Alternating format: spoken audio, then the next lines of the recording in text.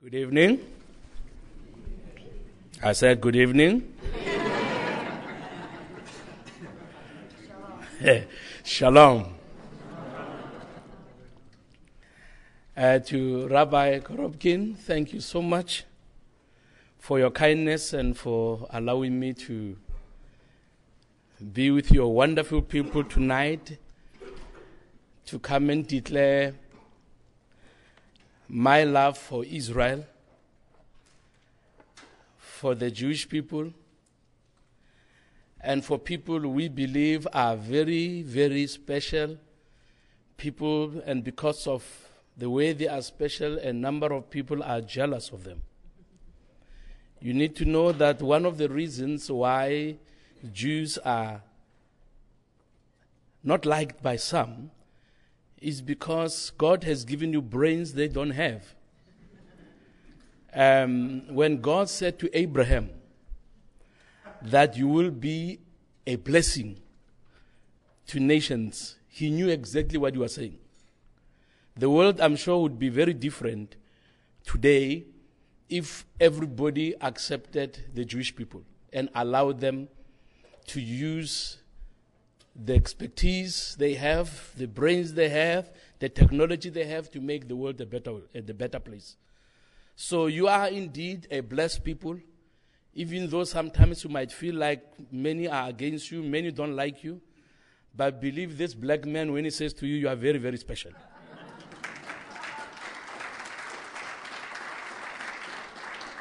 The few minutes I was with the rabbi, he wanted to know what makes me so passionate about Israel. And there are two basic reasons.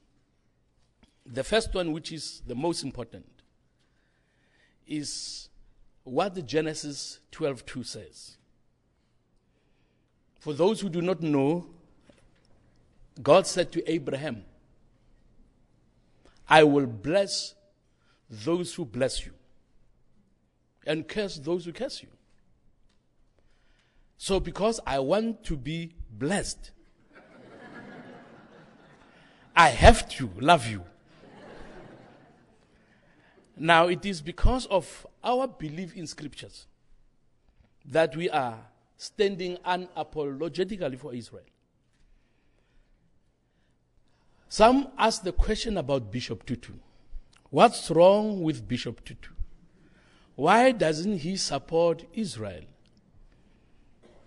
To give an answer that many of you might relate to, I need to tell you that there are two kinds of Christians. Firstly, you have Christians who believe the Bible, and I'm in that group. And secondly, there are Christians who don't believe the Bible, and Bishop Tutu is in that group. So Christians who believe the Bible know that they have no option but to obey the scriptures. And according to scriptures, Judaism is the foundation and the root of Christianity. There can be no Christianity without Judaism. When Judaism can exist without Christianity, but Christianity cannot, because our roots are in Judaism.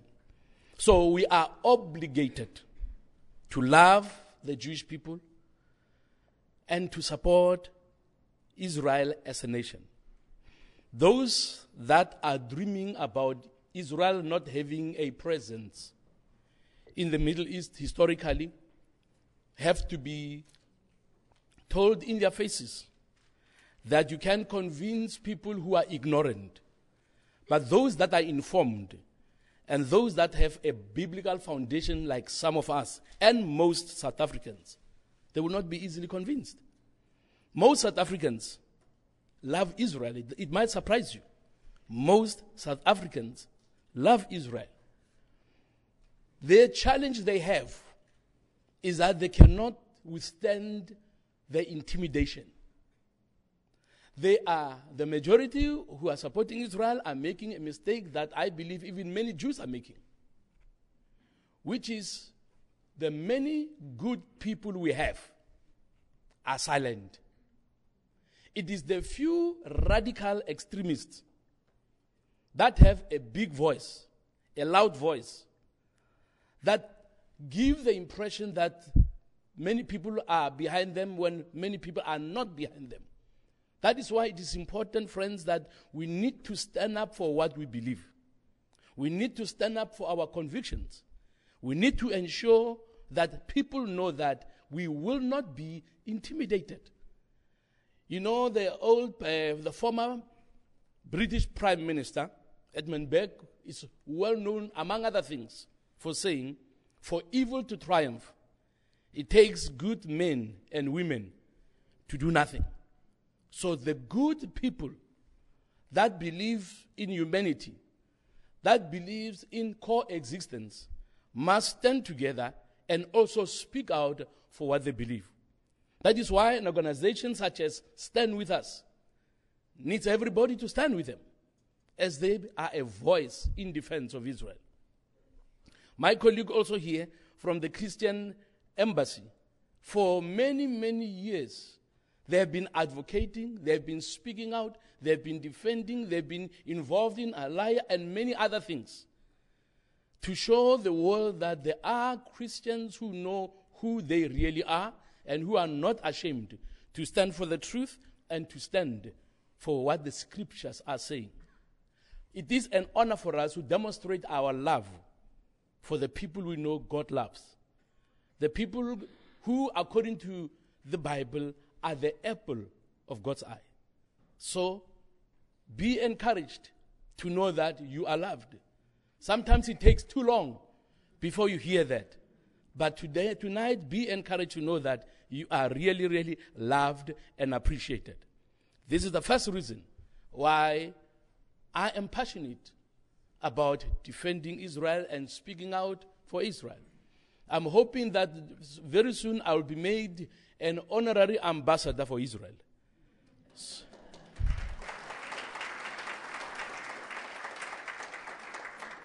But the second reason why I'm passionate about what I'm doing and why I'm defending Israel is because I believe in justice. Our parliament has many anti-Israel people. They have tried to move motions which we defeated, which we opposed. And when I realized how vociferous the opponents of Israel are, I decided, because I am not a coward, I will also become vociferous in defense of Israel. If I may say something about my late father, before I come back to the subject. We grew up at home as 5 boys. And my father, who happened to be a policeman, never allowed any one of his boys to lose a fight. If any of the boys would be involved in a street fight and he would lose the fight to somebody maybe his age, the best favor you could do for yourself would be to cry outside and not to go home crying. Because my father would give you another hiding. But he had an exception. If any of the boys would lose a fight to somebody older, my father would say, all the boys go as a pack and go and beat up that whoever beat my son. So the whole boys would come on you like a pack of wolves. And my father would just be delighted to hear that his son won a street fight. He didn't care how you won as long as you won. So when I became a Christian, I realized that my Heavenly Father also does not expect me to be a coward. He expects me to stand for my convictions and to fight a good fight of faith. And that's what we are doing. And I'm sure that we ultimately will win. Israel is one nation. If people don't believe in miracles, they just have to look to Israel. Israel is a miracle. The fact that this tiny, tiny land, that tiny nation, has managed to survive the hatred of so many millions around them is a miracle on its own. So you are survivors. And whatever Obama can decide to do with signing the deal with Iran, which I hope is not going to do it, even if he sign it, do not fear. Know that you are survivors. You will not be annihilated. I give you that assurance. They will not. Iran can talk about it, but they cannot do it. From scriptures, I can talk about Israel standing until the end. You will not be annihilated. You are not alone. There are many, many friends who are with you. So whatever Obama does, don't worry. They have tried before. They will try. Hitler tried. Where is he? He's gone. You are still here. And you'll be here even after Iran is gone.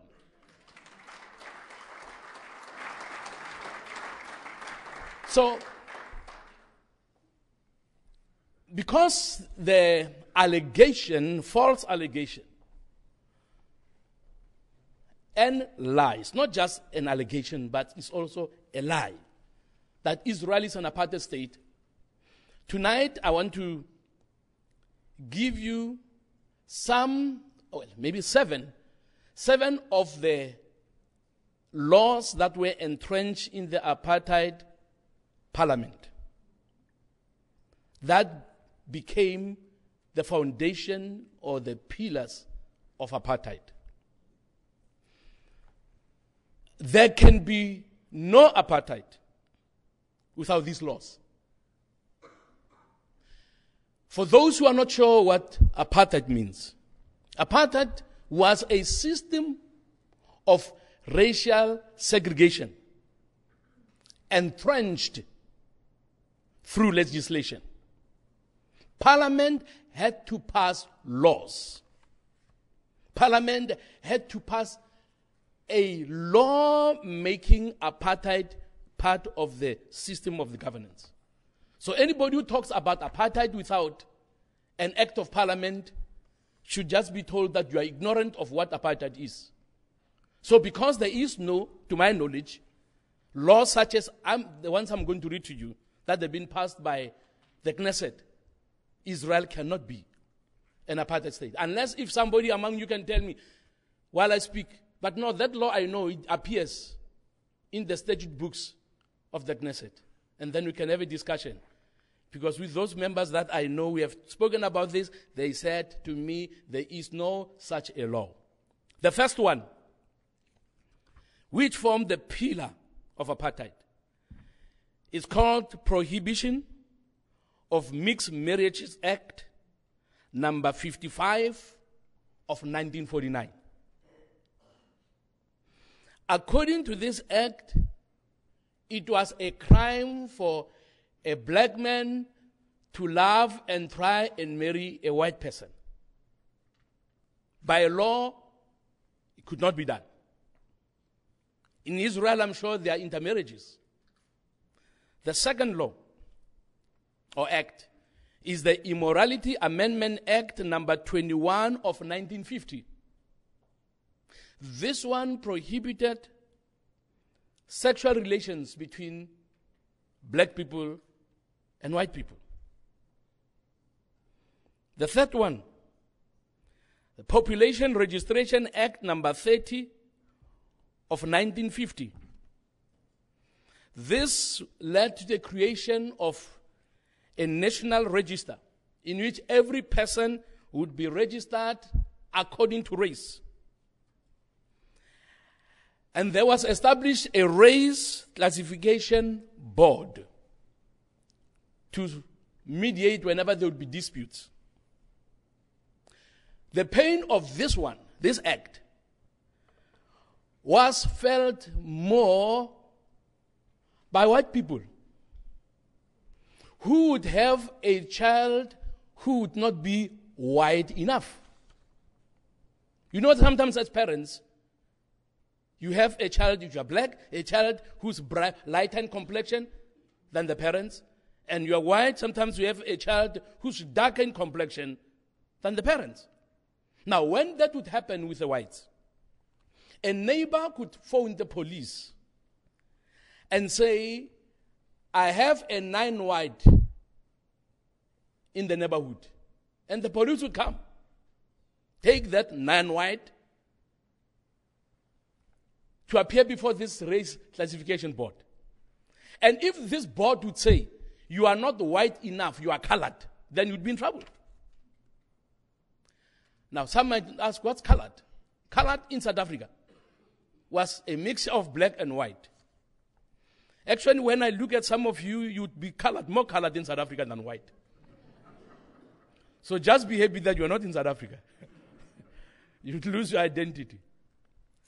It was a Population Registration Act, number 30 of 1950. That's the third one. Now the fourth one is the Group Areas Act, number 41, also of 1950. This act forced physical separation between different race groups. They were in different residential areas, confined to different residential areas. There was a residential area for white people, for colored people, secondly, thirdly, for Indians, and fourthly, for people who look like me. People who stayed too long in the oven.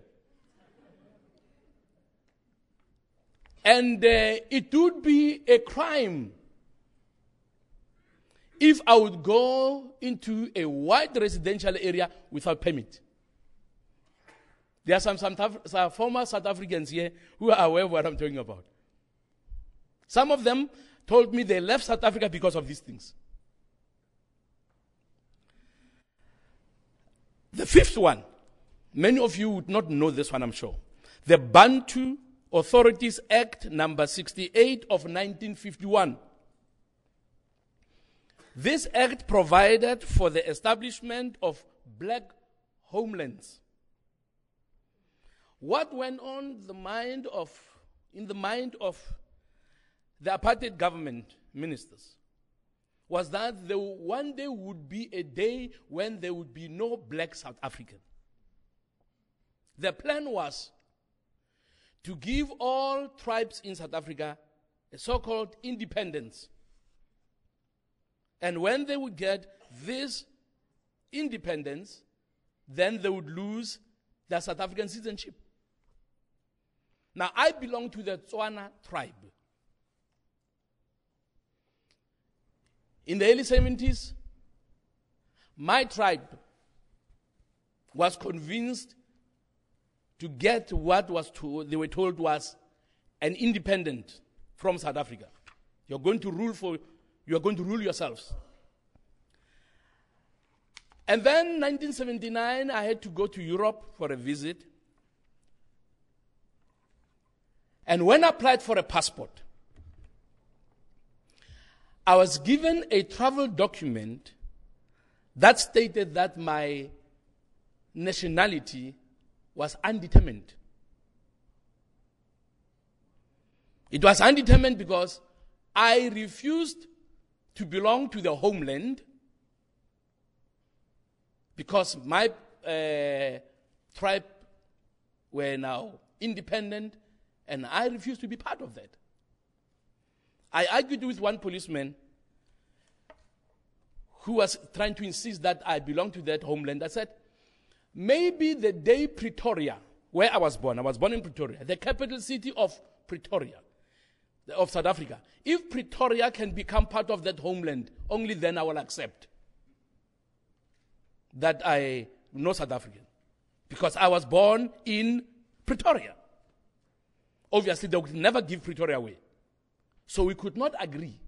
I arrived at Heathrow Airport with a travel document stating that my citizenship was undetermined. That time,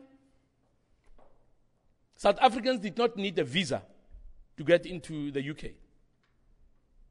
They refused me entry. The officer demanded that I needed a visa. So I said, I don't need a visa, I'm South African. They said, you are not South African. I said, I'm South African.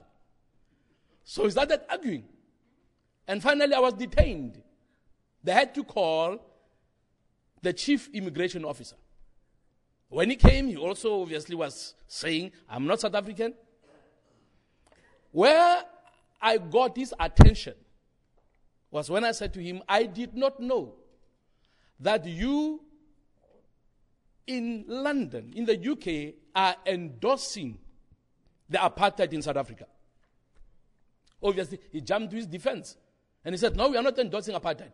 I said, if you say I am not a South African citizen, when I'm born in Pretoria, you are speaking the language of the apartheid government.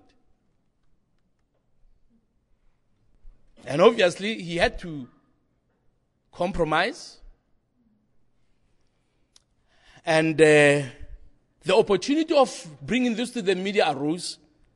And obviously, when they heard the media was going to be involved, then he said, okay, you can come in, but next time you must get a visa. The next time I went there without a visa. Because I said, I'm South African. South Africans don't need a visa. So if UK is the extension of apartheid South Africa, tell the world. And that's how we managed to come in. Even though my tribe was given the independence and my government was trying to strip me of my South African citizenship. Now that happened because of this Bantu Authorities Act number 68 of 1951. That was the basis of creating these homelands. Now the 6th Act.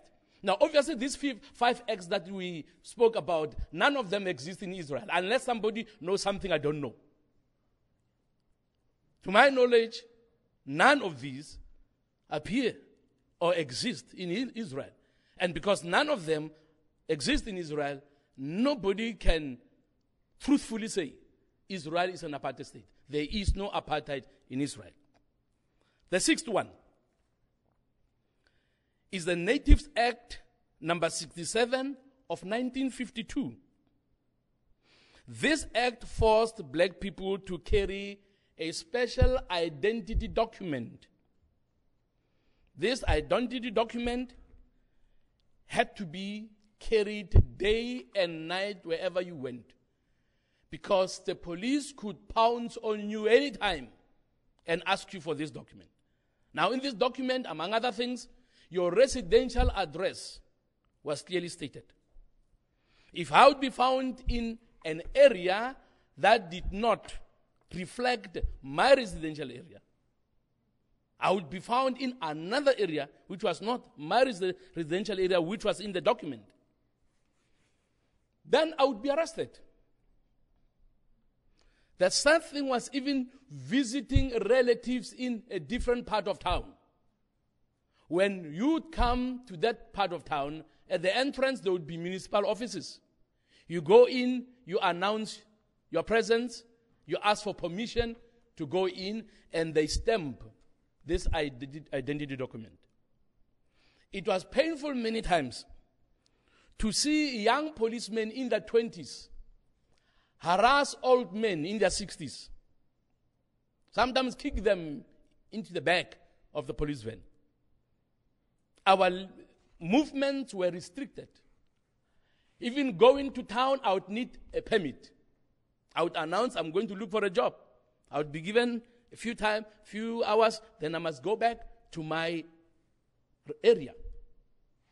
This is one act that I definitely know does not exist in Israel, because I have seen different groups of people walking around freely. So those who are saying Israel is an apartheid state are lying. The 7th Act is the Reservation of Separate Amenities Act number 49 of 1953. Segregation was forced in almost every area of life. State amenities, in buildings, there would be white entrance and non-white entrance. In many shops, there would be a small window on the side where black people would buy whatever they needed, when 2 doors like those would be open for whites to come in. Could not go in. When you would want to visit a white doctor, if that doctor was willing to have black patients, because it was not everybody who was willing, If he would be willing to see black patients, then he would have to have a back door somewhere where the white patients are not aware of. Because there were white patients who also would not want to be attended to by a doctor who attends black patients. So you would go somewhere in the back without them seeing you. Because if they see you, they would boycott that doctor.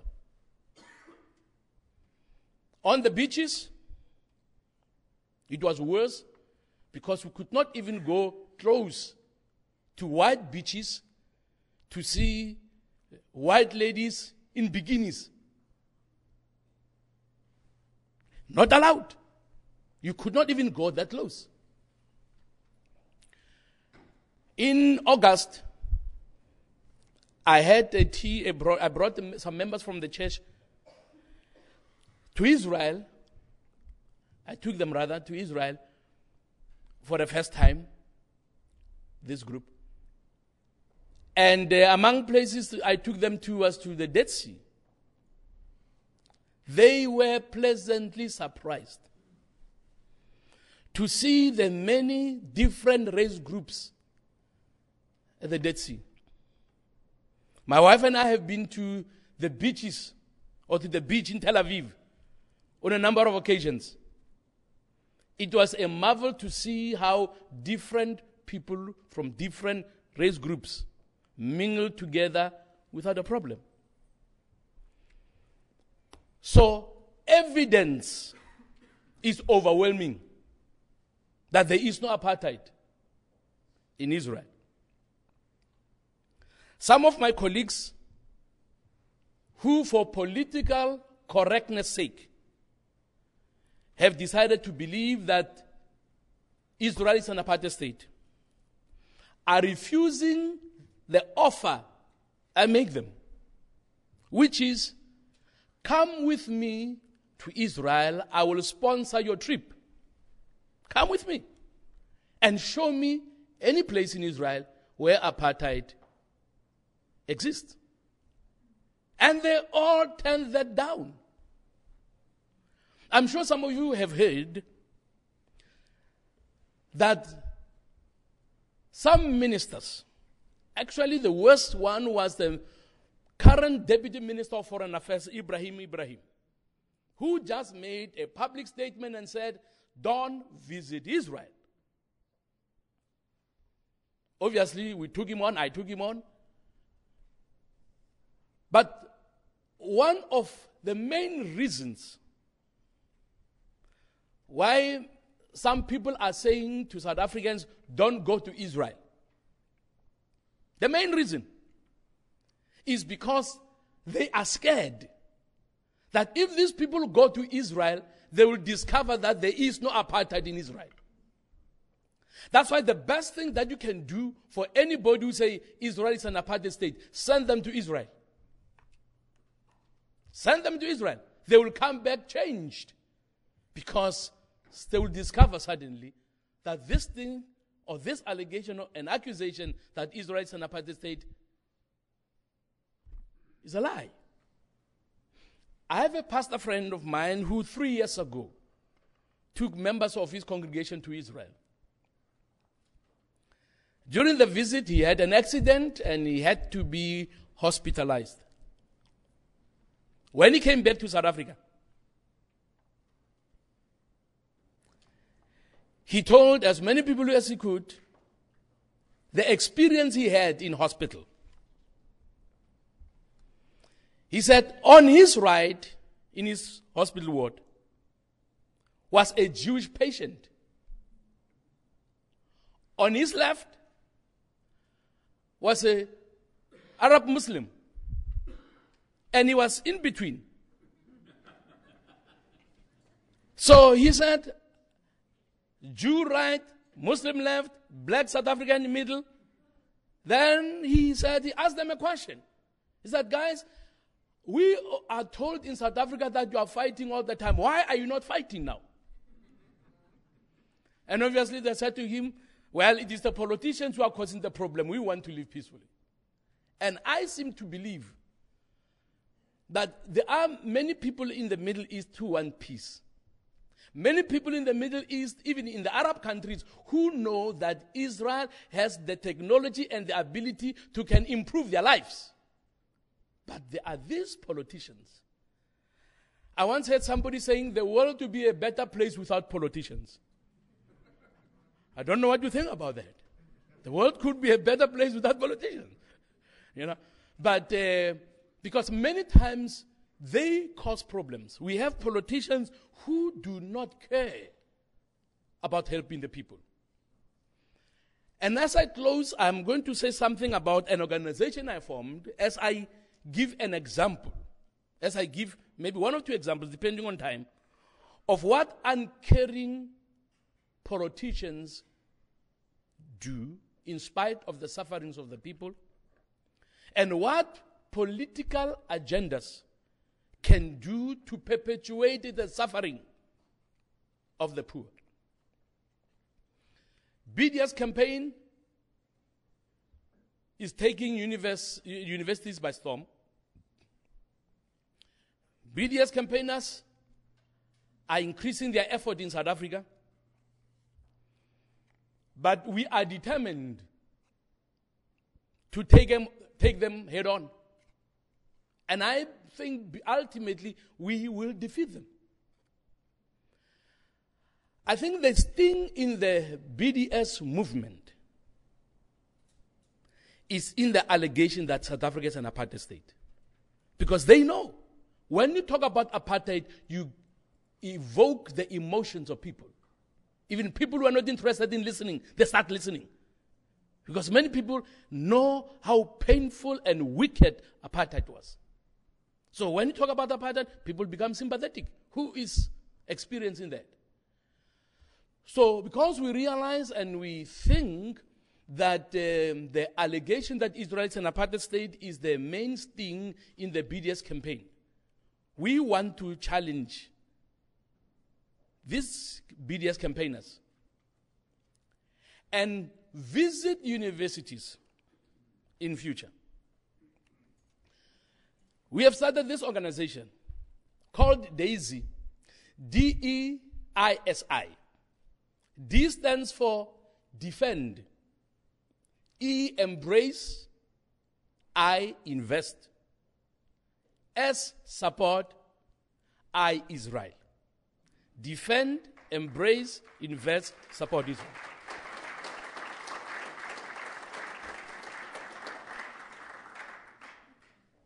This name dropped into my spirit in May when we were driving to the Israeli embassy in Washington, D.C. When I went back to Parliament, I sat down with my secretary and said, can you design something for me? Now, the last I, Israel, has a flower. Obviously, daisy, not with this spelling, is a flower. Now, the I has a flower, and if you have a closer look at the flower, you would realize that it is the Star of David. So we are openly declaring our support and our love for Israel. Now, with this organization, we will be mobilizing students to go to Israel. In Israel, they will be visiting places of innovation to see what good brains have produced. And also to take them to places, different public places, so that they can also convince themselves that there is no apartheid in Israel. And when this so-called apartheid week comes, we are hoping in future, depending on how many sponsorships we'll get. I've already made a commitment to KUFI that 2015, we are going to have a team of black students and graduates from South Africa who shall have been to Israel, who will go on university campuses in America and say to those who are saying if Israel is an apartheid state, what are you talking about?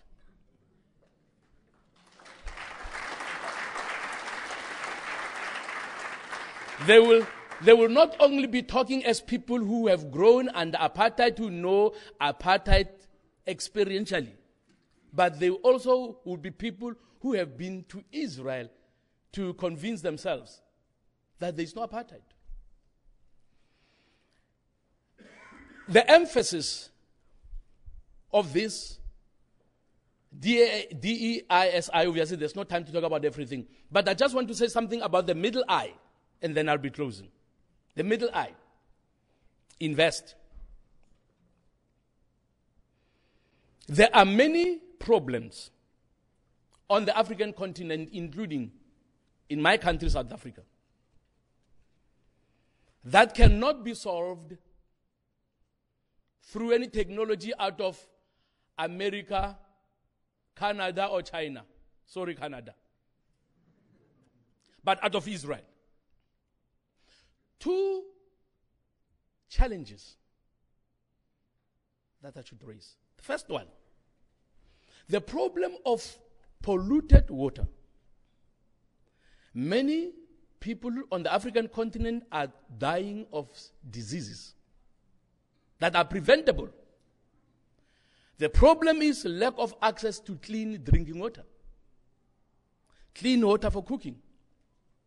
And Israel is known worldwide for their technology of purifying water. Because we have politicians who don't care for people, they are now saying Israel must not come and companies from Israel must leave, because they do not want our people to have access to this technology that will cause them to have clean drinking water.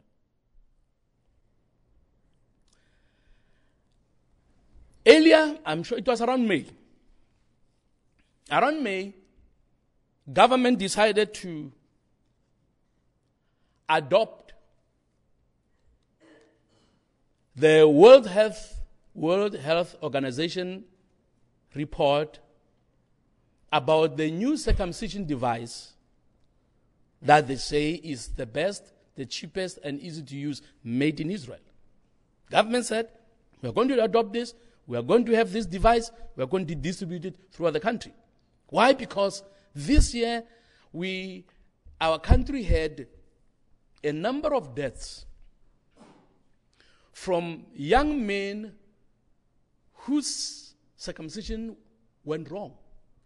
They were circumcised during tribal rituals by people who were not qualified. And about 100 young people died. And so government decided, we are going to use this clamp from Israel to help out and minimize the loss of lives. The Congress of South African Trade Union, COSATU jumped up and said, we support BDS, we cannot allow these devices out of Israel. A month later, our attention was brought to the case of one of our members' son who had serious eye problems.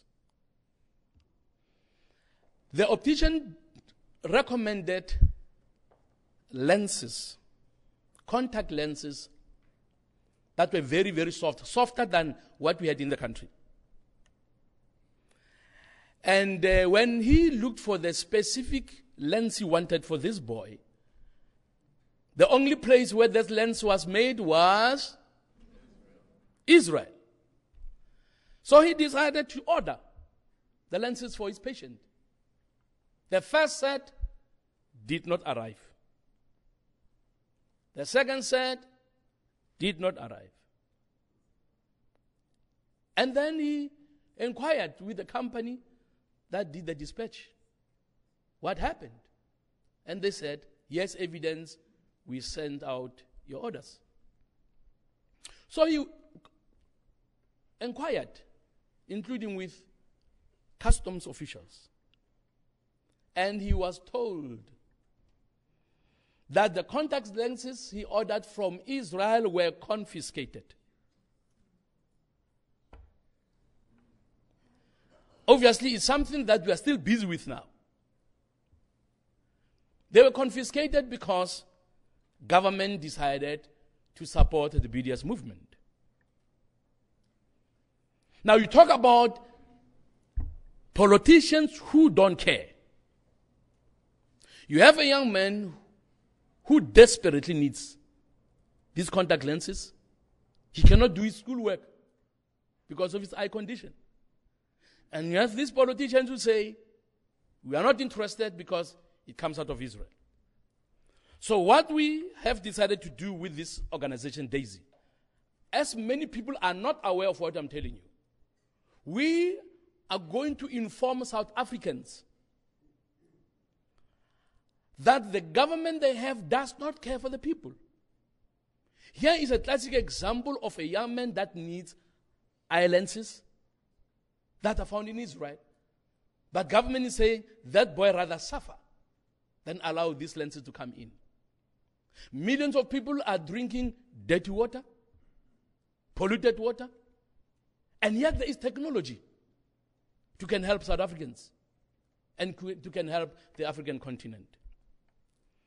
So, we want Israel to invest. We want Jewish companies in South Africa.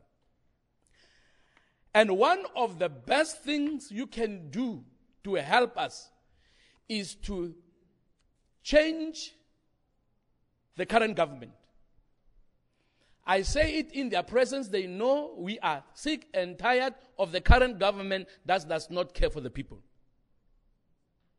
Some people think it cannot be done. But I'm here to say to you, it will be done. Not only can be done, it will be done. One of my dreams before I die, and you know, some of us that can pray, we talk to God. And one of the things I said to God was, Lord, I'm not ready to die.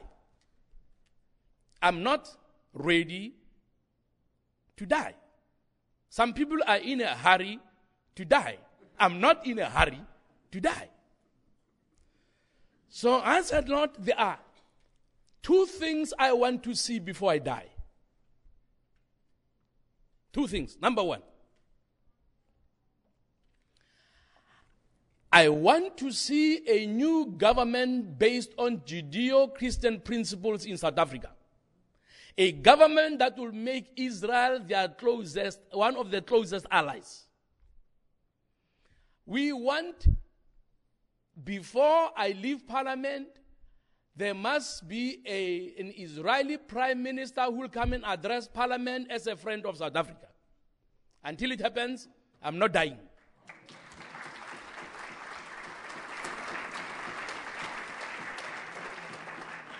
But the second thing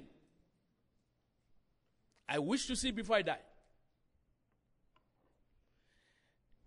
is Israeli technology must come into Africa. I know the problems of Africa. And I know Israel can help. Maybe let me give one example, and I'll be closing with this one, of a country that prospered when it had a good working relationship with Israel. There are a number of them. But let me use Zambia as an example. In the 60s until early 70s, the former president of Zambia, Dr. Kenneth Kaunda, used to say, because of their prosperity, used to say, his dream is to put bacon and egg on the breakfast table of every Zambian. The country was prosperous. He said he wanted to see every Zambian having bacon and egg for breakfast. Those days, the Zambian currency was much stronger than the US and Canadian dollar. It was equal to the British sterling pound. It was strong. And the key was they had a very close relationship with Israel. Remember Genesis 12:3, where God said, I will bless those who bless you. Zambia was a blessed country. Then 1973, when Egypt went to war against Israel, The Egyptian president, who knew about the relationship between Israel and a number of African countries, went to them and said, I know that you are friends with Israel, but as an African, I am your brother. Now, brother is fighting against your friend. And the right thing to do is for you as brothers to stand with your brother against your friend. As a result, a number of African countries, including Zambia, they broke all ties with Israel. In some countries, the Jews were given 48 hours to leave. They left heartbroken.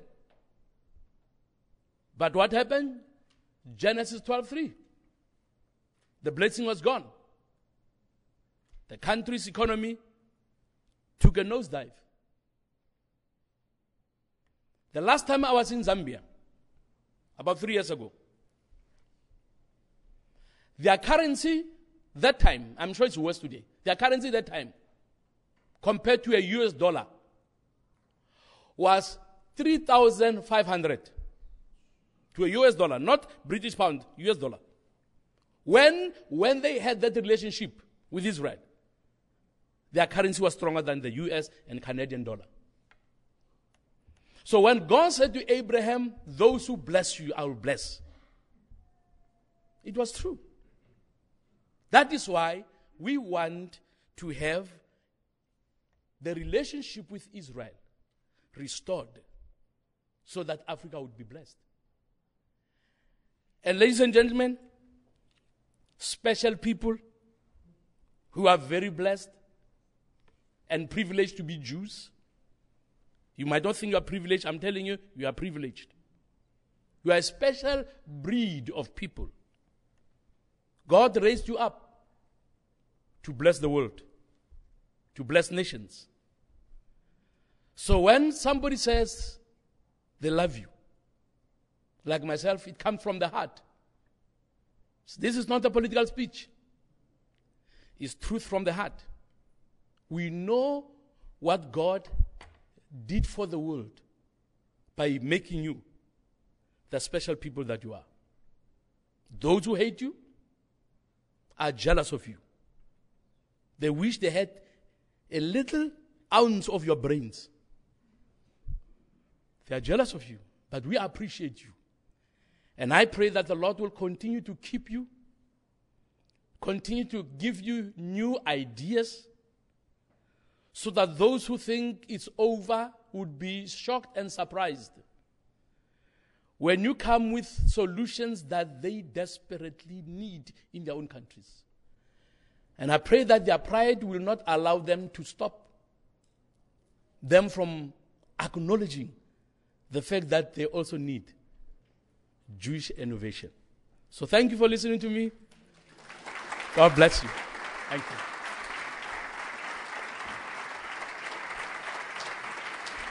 I have the privilege of meeting Reverend Kenneth in Jerusalem, more personally in this last feast. And he's probably thinking that I'm tracking him because our journey started in Jerusalem for the Feast of Tabernacles, where Reverend Meshoe spoke to over 3,000 Christians gathered for the Christian celebration of the Feast of Tabernacles last September. And you witnessed when we went through the streets of Jerusalem for the Jerusalem March how each of our nations, we had about 100 nations represented there. These are Christians from those nations. It's the biggest solidarity rally in the world, and it happens in Jerusalem every year, where we have our flags and our pins, and we're just saying, we love you. And you can feel Kenneth's heart. He's a man of God. He prays. He has a great following in his own congregation, and he's willing to commit his time to speak to groups around the world. So you went from Jerusalem to just last week in Washington for the Israel Allies Foundation. There were parliamentarians there who are standing within their parliaments. I believe there's now about 30 nations that are not only members of parliament, but they're also standing for Israel in their parliaments. And so there's a big conference in Washington and 2 nights here. I wish we had longer with you, though. And you spoke about apartheid with a sweet countenance, and as a member of parliament, saying that politicians were the problem. It's not too often you hear about those kinds of things from a member of parliament, but we understand the goodness of Israel, and there's an arsenal that we have, but the key thing is education. And just tonight, I heard from a gentleman by the name of Morsh Ya'alan, also known as Bogie, and he was talking about, you've heard about the Iron Dome. Did you know that there's now a David Sling system? You've heard of that? To intercept.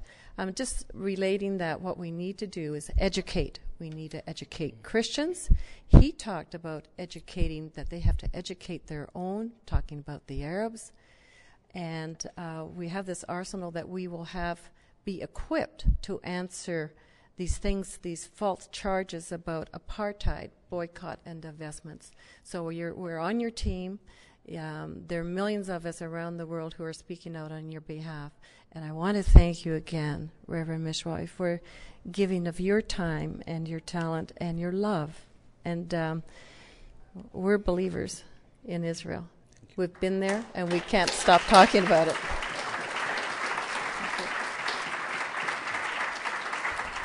Well, maybe before I sit down, I can take 2 or 3 questions. If somebody has a question about something I said they didn't understand well. The question has to do with your experience in talking to groups in many, many other countries. This is a group that don't need any convincing. Many other Christians may or may not. But with regards to my experience with a lot of Muslim people that I know, what is your experience in being able to present this message to Muslims throughout the world that are really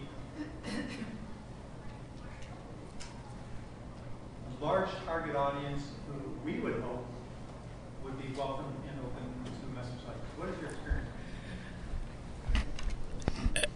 It's not an easy thing to deal with the Muslims, particularly those who have decided to believe a lie. When a person has made a decision that they're going to believe a lie, they will not even give you an opportunity to speak. They howl, they scream, they intimidate. But when you get a group that's willing to listen, then change does come. There are people, not in large groups, because in large groups they will not listen to you. They will not listen to you. They are unruly. So, but in smaller groups, when a person is willing to reason and debate, people are convinced. But if you get them in a large group like this, they are not easy people to talk to, particularly those who have made up their minds that they're going to believe a lie and they're going to pursue dominating the world. I mean, Islamic domination is their vision. And those that want it at all costs, they would not listen to anybody different, unfortunately. Okay, 1, 2, and then? Yeah, we just started. It should be running by now. It has a website. Yes, sir. Yeah, I can give you my card. Yes, I have a few cards, yes. I have a few. What is your experience, following up on this question, dealing with Muslims, particularly in Cape Town? There's a huge Muslim community that is known to be anti-Israel, pro-Palestinian. What is your experience in trying to convince them to back away from BDS, to renounce Israel as an apartheid state? Are you making any inroads in South Africa? The media is so anti-Israel to begin with? Those, unfortunately, we are not succeeding. They hate me. They say I'm an enemy. So they will not have discussions with me. They will not have discussions with me, unfortunately. I've tried. But they are too militant, they don't want at the back. Thank you so much. I'm wondering if you've been invited to speak or if you've asked to speak at the United Nations during any of the conferences or the times that they passed resolutions saying Zionism is racism, Israel's an apartheid state. If there was ever an opportunity for you to be involved during what happened in Durban, for example, was there any opportunity were you shunned? Were you invited? Was there any opportunity for somebody, some media, anybody at all? If I can get an invitation to the UN to speak on this issue, I'll drop everything I'm doing. And I will tell those world leaders they've believed the lie. Now, some people don't like me because I'm too direct. They say I'm not diplomatic. And I've heard some in government saying I would embarrass them if I go there because I believe in calling a spade a spade. So if I can get that opportunity, I would drop everything I'm doing.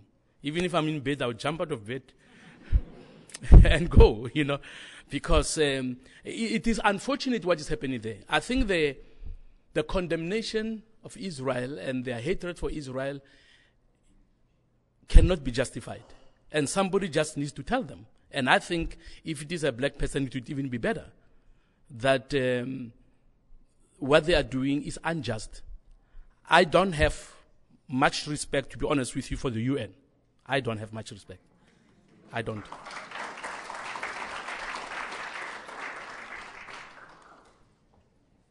Stand With Us have any specific plans coming up for combating the BDS movement at York University?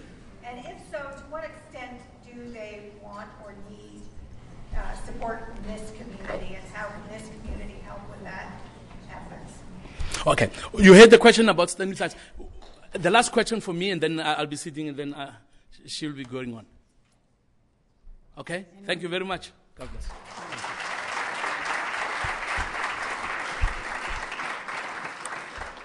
This very generous man will stay around for a few moments so that you can ask questions personally.